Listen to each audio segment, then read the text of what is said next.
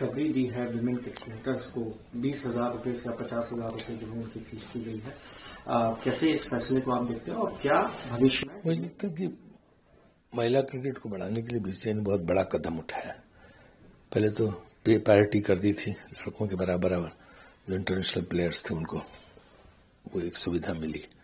और कल जो फैसला हुआ है उसमें यह है कि जो डोमेस्टिक क्रिकेट है, वुमेन डोमेस्टिक क्रिकेट, उसमें भी जो है हमने जो 20,000 रुपये पर डे मिलते थे उसको 50,000 कर दिया।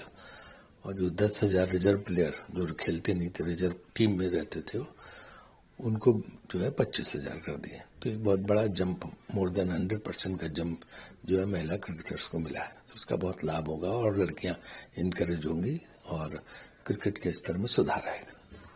सर, पॉलिटिकल एक दो चीजें पूछना चाहता हूँ क्योंकि अब नया साल है। आपको क्या लगता है वोट चोरी को लेकर आप लोग लगातार आवाज उठा रहे हैं? मनरेगा देखिए, वोट चोरी, वोट खरीदी, इन सब की लड़ाई तो जारी रहेगी कि जिस तरह से ये सब कर रहे हैं उस पर अभी रैली भी हुई थी और वो बराबर जारी रहेगी, इसमें कोई शक नहीं है। और वो मनरेगा का आंदोलन भी निचले स्तर से शुरू करके पूरे देश में करेंगे। जिस तरह से मनरेगा योजना को हटा दिया गया जो गरीबों के हित में थी, और मतलब हटाया का मतलब इस तरह कर दिए कि लोगों को लाभ उसका नहीं मिलेगा। तो ये इन सब चीज़ों पे लड़ाई, लगातार संघर्ष चलता रहेगा। और यह है कि चुनाव आयोग पर बराबर हम लोग ये प्रेशर बनाएंगे कि भाई आप निष्पक्ष रहिए, आप निष्पक्ष नहीं है।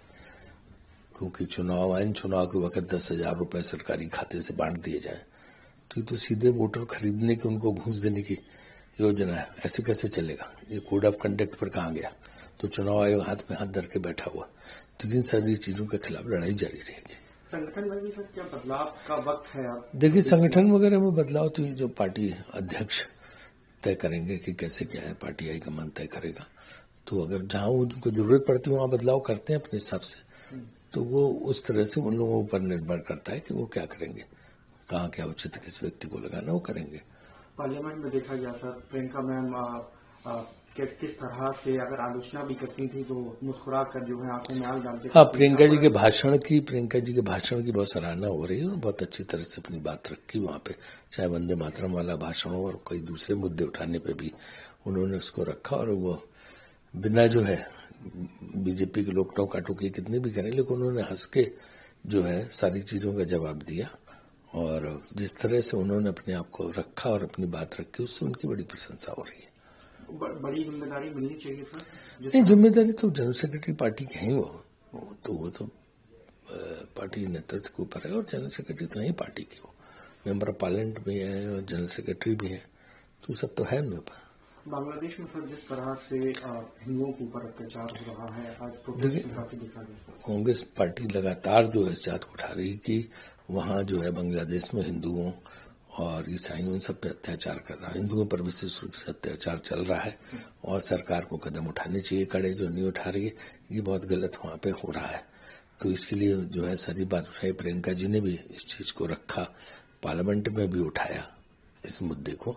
तो बहुत ही गंभीर विषय है। बांग्लादेश किस तरह से हमारे साथ होता था, आज हमसे दूर होता चला जा रहा है। तो विदेश नीति का भी सवाल उठता है कि विदेश नीति कैसी है, कि हमारे साथ दुनिया में कोई है ही नहीं, ये विचित्र सी विदेश नीति है। तो इस विदेश नीति पे भी जो है लोग उंगली उठा रहे हैं, प्रश्न कर रहे हैं। और बांग्लादेश का जो हमारे पड़ोसी देश है, हमारे इतने अच्छे ताल्लुकात रहे, आज़ादी दिलाने में बहुत बड़ी भूमिका रही, और इसके बाद जो है वहाँ लोग खिलाफ हो जाएं और हिंदुओं को जिस तरह से वहाँ तंग किया जा रहा है, मुझे लगता है बहुत गलत है। और सरकार को इस मामले में कुछ न कुछ कड़े कदम उठाने चाहिए। राहुल गांधी जर्मनी में थे, वापस आए तो बीजेपी की ओर से कहा गया कि हर बार राहुल गांधी देश को लेकर जो है वहाँ पर गलत बयानबाजी करते हैं। राहुल गांधी ने कोई गलत बयानबाजी की नहीं।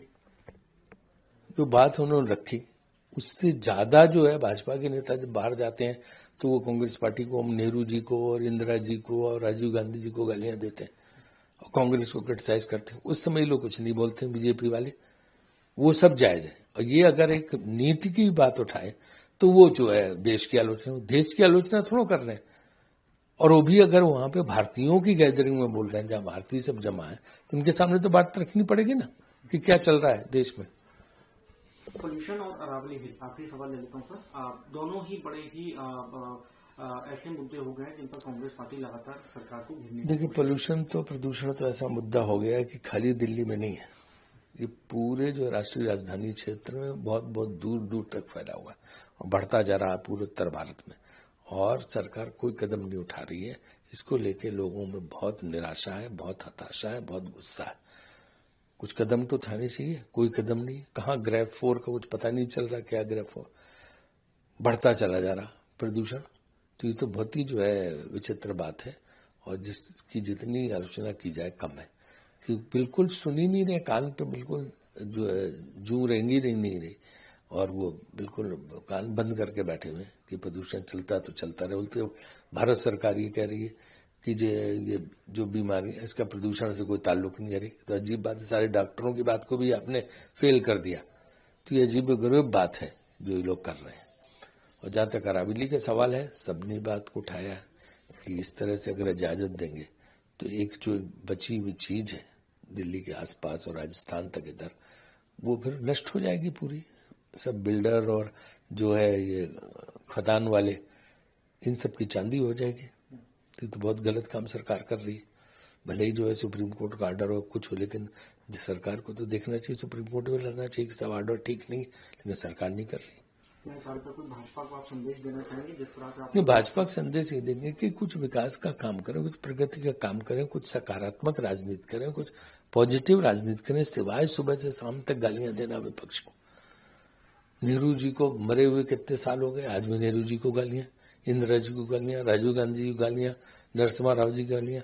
अटल जी ने कुछ काम किया या नहीं किया इसका नाम तक नहीं लेते, उनको भी कोई श्रेय नहीं देते। तो ये अजीबोगरीब भाजपा की स्थिति कि मतलब उनका तो अजीब है कि हर एक की आलोचना करना। तुम्हें 11-12 साल हो गए सत्ता में रहते हो, अपने ऊपर कोई जिम्मेदारी नहीं, सब दूसरों की जिम्मेदारी है।